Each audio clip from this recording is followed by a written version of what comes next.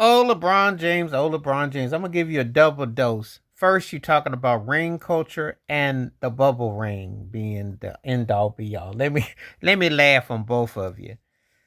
So you've been sitting up there with your latest sidekick, your latest puppy who be following your lead, and Steve Nash. I guess you'll hook Nash up with a job, maybe New York. I don't know. But Steve Nash got the paperboy hairdo, just like JJ Redick did. And he got controversy just like that. Point guard, except Nash actually had a legit career. But he's sitting on your every whim. He's like, yes, boss. And you know how it is. Everybody got to sit there and panhandle to LeBron's whims. Now, which one do you want me to start with first? Okay, I'm going to break these down in sequences. Ring culture. This turkey sitting up there talking about, well, Iverson, Karl Malone, Steve Nash, because he wouldn't have mentioned Nash if he wasn't sitting there. Uh, you know, Charles Barkley, Steve Nash, Allen Iverson. He mentioned people who didn't win and who's doing all that. What was it? Joe Behind who left Cleveland, came to the Miami Heat, who happens to be my favorite team, sat up there and said, not one, not two, not three, not four, not five, not six. Went to four straight finals, got two out of four.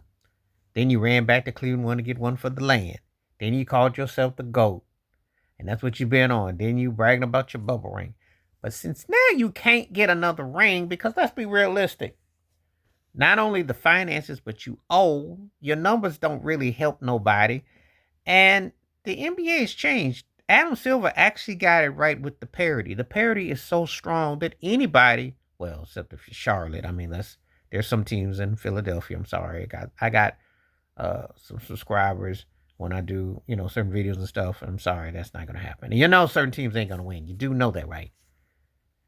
So here he is talking about, well, there's nobody. Well, okay. So when did LeBron James morph into Ernie Banks? Well, he's like, let's play two. What are he doing? So I'm calling cap on him all the way. These idiots and these heads on sticks will be calling him the second greatest player ever. He got a losing record in the finals. Make it make sense. Because he went to all them finals and he's got four, which is great. But that, considering his dominance and impact, you'd think he'd be pushing eight. Just saying.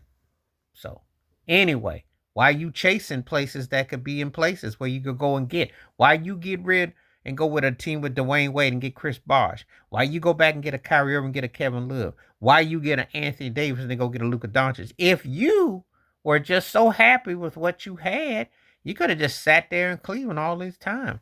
You could have pretty much gotten yourself, I don't know. I'm trying to think of somebody, Dion Waiters, or you could have settled with Dion Waiters. You could have settled on Andrew Wiggins coming there, and you could have just built. Didn't have to fire all them coaches. Could have had Swaggy P playing as a teammate with you. Could have had a whole lot of people. You know, why you get everybody who beat you or whatnot if you're not trying to win? Or but see, you glorified stat pattern, you're in a lie, and it's embarrassing. Again, you never hear Magic Johnson, Larry Bird, Michael Jordan, Isaiah Thomas. Kobe would never say it. Shaq would never say it. Olajuwon ain't gonna say it. Dave Robinson, Tim Duncan, ain't none of them gonna say that. Over range, rings is what they put you by. That's what it goes by. So now all of a sudden because you can't win no more. That's why. And as far as the bubble goes, nobody wanted to be there. Uh, it was very clustered. It was very unfortunate. Um, it put a lot of people's mental capacities. And people were like kind of felt uncomfortable with it. No one didn't know. So I wouldn't even mention that. Yes, it was straight basketball, but it wasn't a balanced game of basketball. It wasn't a situation where people were comfortable. And if you must know, Adam Silver's protocol was not the most healthy. As I do recall, you yourself didn't even want to participate in the 2021 All-Star game because of safety and situations. But you go along with what the master tell you on the NBA plantation because you know no better. I'm not trying to hear him with his commentary. He's always trying to distract and he wants to be seen that he's done the most, but yet he's all of a sudden he's got feelings and situations. Well, the reality is this: had your career turned out without the right pieces around you, would you have had a bigger run than Tracy McGrady and bigger run than Vince Carter. I mean, yeah, you did get to a finals, and that's something to be applauded about what you did in '07. However, let's not kid ourselves. You've been chasing jewelry. The problem is that you're trying to make people feel sorry for you because your behind can't seem to get back again. And the NBA has changed.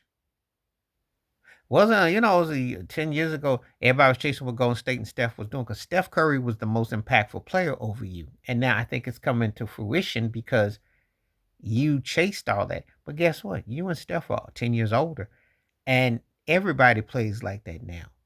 So different generation, different styling. And you got guys like Jokic and them who are making their mark. Yeah, ain't that? See, the sad part is that your dominance then is over. And others then come along and winning and moving on. And you've been able to, you still trying to flip that switch, but it don't really make no difference.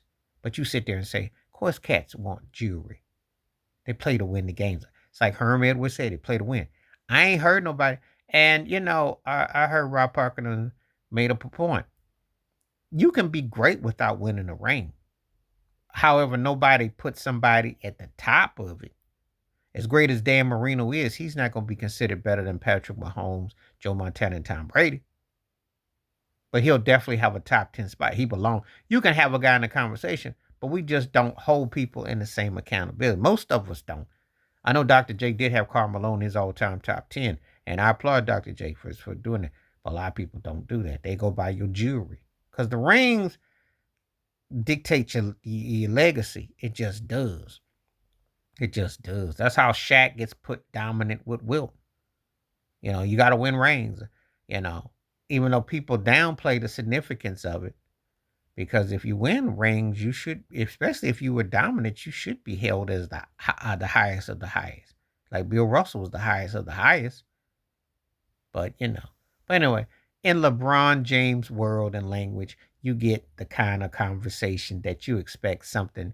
But his takes on rings and the bubble ring and all his takes is he just always trying to distract because he doesn't have any other thing left in him. And I tell you before, I'm going to say it again. LeBron James' narcissist personality is no different than Donald Trump's or Jay-Z and Beyonce. It's all the same. That's why you be up at them Diddy parties, because it's all the same. All part of the same clique and crew to distract you, to keep your attention away from other things. And want to make it out that they're greater than what they really are, and really not. The more he plays, the longer he stays, the more overrated and tired he sounds. Because all he's doing is stat padding and trying to act like he's doing something deep and profound. But they don't bring you in to Cleveland with the rigged lottery so you can just be happy to be Ernie. And no diss, Ernie Banks was one of the greatest players ever. But Ernie Banks don't want to ring with the Cubs. But he always said, let's play two. But ain't nobody bring you there just to hit stats and smile. They brought you there to bring jewelry. That's why you went back to Cleveland. That's why you tolerated that slave master Dan Gilbert and you gritted and grinched your teeth and know you couldn't stand him because he brought your jersey and talked about you like a dog. But you such, you can't help what you just like Stephen A. In that regard, you couldn't wait to get back to the master, win a ring in Cleveland, and then bolt out. Do your due diligence and bolt out. This is what you do, LeBron. Who will you think you're kidding? You've been chasing everything. And you'll do anything for the dollar and the holler. Please hit like, subscribe, welcome thoughts, comments, and I do respond. Thank you. Wash your hands, keep your mind clear. Watch out for another shit. If you like, stay safe, stay blessed, stay woke, stay free. I'm all the time. Peace.